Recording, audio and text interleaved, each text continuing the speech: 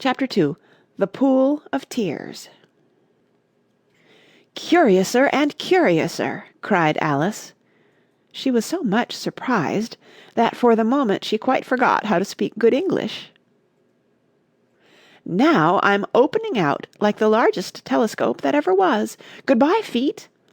For when she looked down at her feet, they seemed to be almost out of sight, they were getting so far off. "Oh, my poor little feet! I wonder who will put on your shoes and stockings for you now, dears. I'm sure I shan't be able. I shall be a great deal too far off to trouble myself about you. You must manage the best way you can. But I must be kind to them," thought Alice, "or perhaps they won't walk the way I want to go. Let me see. I'll give them a new pair of boots every Christmas." And she went on planning to herself how she would manage it.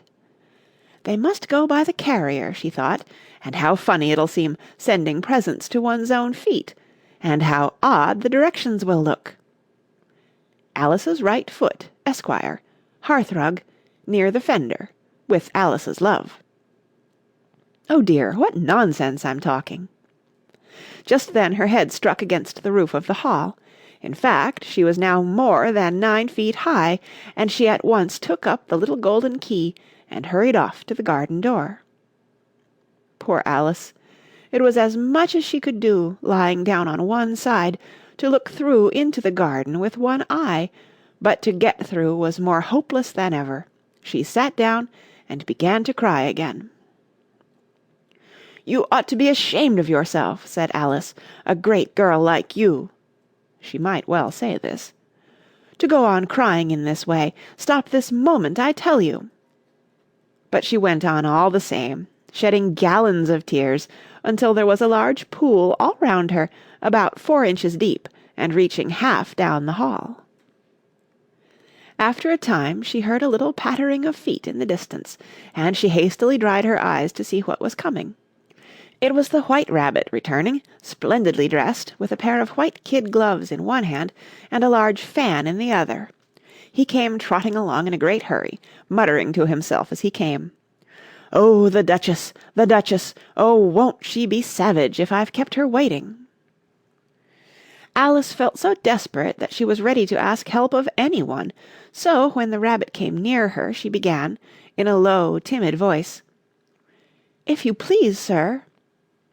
The rabbit started violently, dropped the white kid gloves and the fan, and scurried away into the darkness as hard as he could go.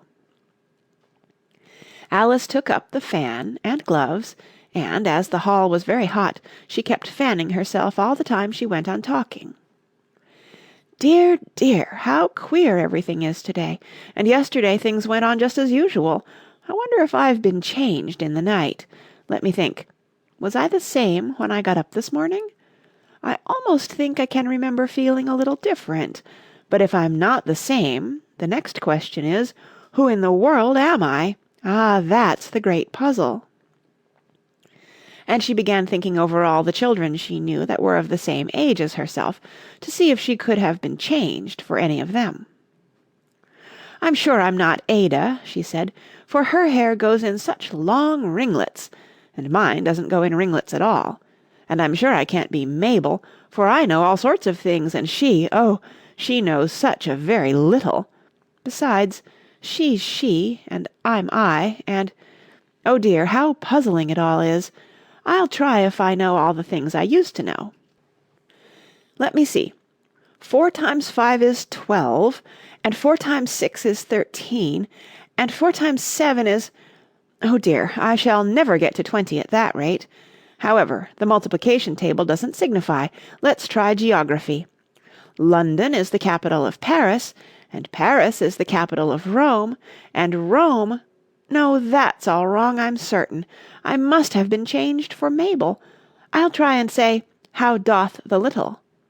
And she crossed her hands on her lap as if she were saying lessons, and began to repeat it, but her voice sounded hoarse and strange, and the words did not come the same as they used to do. How doth the little crocodile improve his shining tail, and pour the waters of the Nile on every golden scale? How cheerfully he seems to grin, how neatly spread his claws, and welcome little fishes in, with gently smiling jaws. "I'm sure those are not the right words," said poor Alice, and her eyes filled with tears again as she went on. "I must be Mabel after all, and I shall have to go and live in that poky little house, and have next to no toys to play with, and oh, ever so many lessons to learn. No, I've made up my mind about it. If I'm Mabel, I'll stay down here.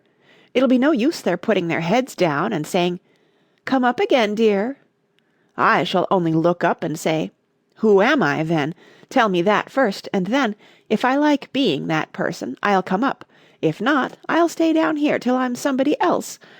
But, oh dear," cried Alice with a sudden burst of tears, "I do wish they would put their heads down. I am so very tired of being all alone here." As she said this, she looked down at her hands, and was surprised to see that she had put on one of the rabbit's little white kid gloves while she was talking. "How can I have done that?" she thought. "I must be growing small again." She got up and went to the table to measure herself by it, and found that, as nearly as she could guess, she was now about 2 feet high, and was going on shrinking rapidly. She soon found out that the cause of this was the fan she was holding, and she dropped it hastily, just in time to avoid shrinking away altogether. "That was a narrow escape," said Alice, a good deal frightened at the sudden change, but very glad to find herself still in existence. "And now for the garden!" And she ran with all speed back to the little door, but, alas, the little door was shut again, and the little golden key was lying on the glass table as before. "And things are worse than ever," thought the poor child, "for I never was so small as this before, never, and I declare it's too bad, that it is." As she said these words, her foot slipped, and in another moment, splash, she was up to her chin in salt water. Her first idea was that she had somehow fallen into the sea. "And in that case I can go back by railway," she said to herself. Alice had been to the seaside once in her life, and had come to the general conclusion that wherever you go to on the English coast, you find a number of bathing machines in the sea, some children digging in the sand with wooden spades, then a row of lodging-houses, and behind them a railway station. However, she soon made out that she was in the pool of tears which she had wept when she was 9 feet high. "I wish I hadn't cried so much," said Alice as she swam about, trying to find her way out. "I shall be punished for it now, I suppose, by being drowned in my own tears. That will be a queer thing, to be sure. However, everything is queer today." Just then she heard something splashing about in the pool a little way off, and she swam nearer to make out what it was. At first she thought it must be a walrus or hippopotamus, but then she remembered how small she was now, and she soon made out that it was only a mouse that had slipped in like herself. "Would it be of any use now," thought Alice, "to speak to this mouse? Everything is so out of the way down here that I should think it very likely it can talk. At any rate, there's no harm in trying." So she began. "Oh, Mouse, do you know the way out of this pool? I am very tired of swimming about here, oh Mouse." Alice thought this must be the right way of speaking to a mouse. She had never done such a thing before, but she remembered having seen in her brother's Latin grammar, "A mouse, of a mouse, to a mouse, a mouse, o mouse." The mouse looked at her rather inquisitively, and seemed to her to wink with one of its little eyes, but it said nothing. "Perhaps it doesn't understand English," thought Alice. "I dare say it's a French mouse, come over with William the Conqueror." For, with all her knowledge of history, Alice had no very clear notion how long ago anything had happened. So she began again, "Où est ma chatte?" which was the first sentence in her French lesson book.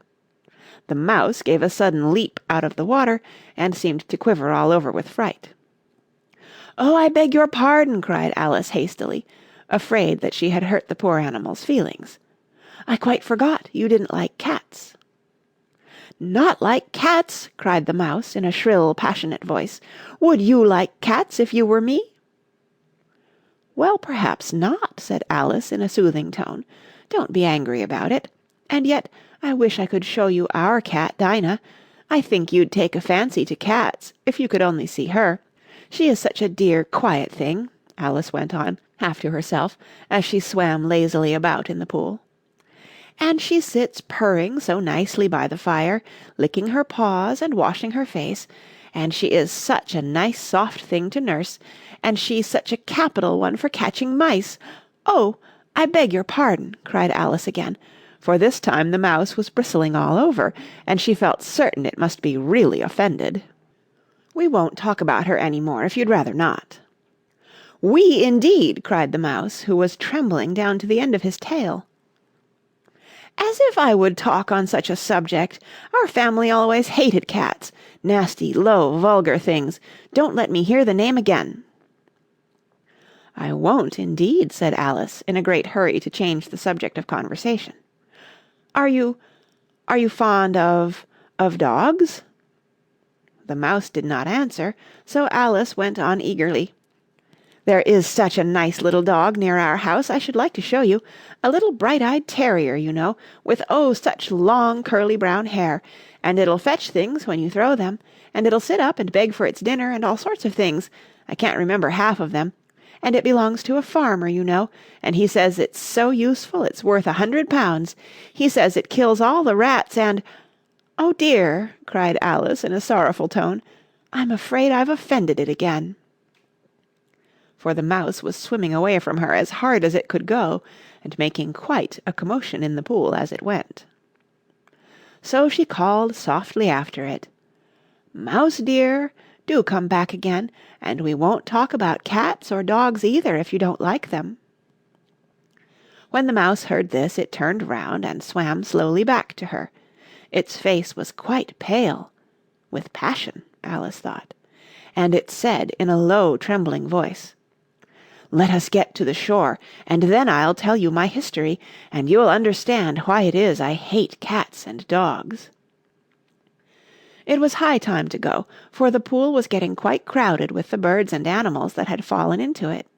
There were a duck and a dodo, a lory and an eaglet, and several other curious creatures. Alice led the way, and the whole party swam to the shore. End of chapter 2.